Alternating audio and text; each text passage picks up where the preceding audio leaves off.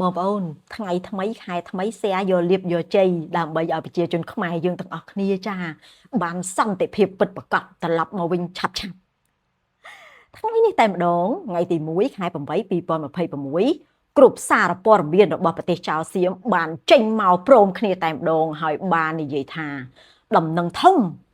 អង្គការ UNESCO បានថ្កោលទោសប្រទេសថៃដែលបានបំផ្លាញបេតិកភណ្ឌពិភពលោកនោះគឺប្រាសាទព្រះវិហាររបស់កម្ពុជាអូយបងប្អូនព័ត៌មានមួយនឹងកំពុងតែកក្រើកនៅប្រទេសចៅសៀមឥឡូវនេះពួកវាកំពុងតែមើលមុខគ្នាលេងឡង់នេះបង្ហាញឲ្យឃើញថាថ្នាក់ដឹកនាំកម្ពុជាយើងស្ងាត់មែនតែមិនស្ងៀមទេលោកប្រឹងណាស់ដើម្បីយកសន្តិភាពជូនប្រជាជនជូនវីរៈកងទ័ពណាបងប្អូនណាចាបងប្អូនមកស្ដាប់ព័ត៌មានលំអិតទាំងអស់គ្នាតែម្ដងចាគឺកាលពីព្រឹកមិញណាចាសារព័ត៌មានចៅសៀមទាំងអស់បានផ្សាយដូចគ្នាតែម្ដងចាគេបាននិយាយថាចេះអង្គការ UNESCO បានថ្កោលទោសប្រទេសថៃចំពោះការបំផ្លាញតំបន់បេតិកភណ្ឌពិភពលោកគឺប្រាសាទព្រះវិហាររបស់កម្ពុជា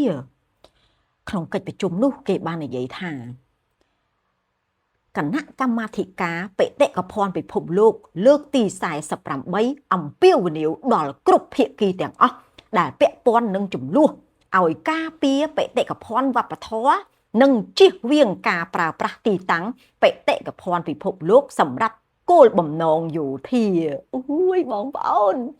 និយាយពីថាឃើញព័ត៌មានថៃវាផុសច្រើនអញ្ចឹងណាមានអារម្មណ៍ថាអូយសប្បាយចិត្តខ្លាំងណាស់ឃើញទេអន្តរជាតិណាគេមិនមើលយើងទេ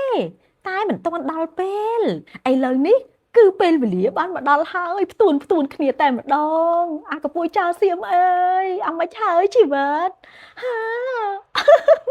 បងប្អូនខ្ញុំនិយាយមានខ្ញុំសប្បាយចិត្តខ្លាំងមែនទែនហើយក៏អរគុណយ៉ាងខ្លាំងដល់ថ្នាក់ដឹកនាំកម្ពុជា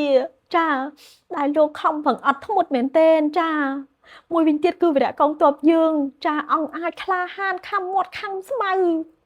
ពិតជាអរគុណខ្លាំងមែនទែនអ្នកទាំងអស់គ្នាខ្ញុំសប្បាយចិត្តខ្លាំងណាស់បងប្អូនកុំភ្លេច share វីដេអូនេះម្នាក់មួយផងណា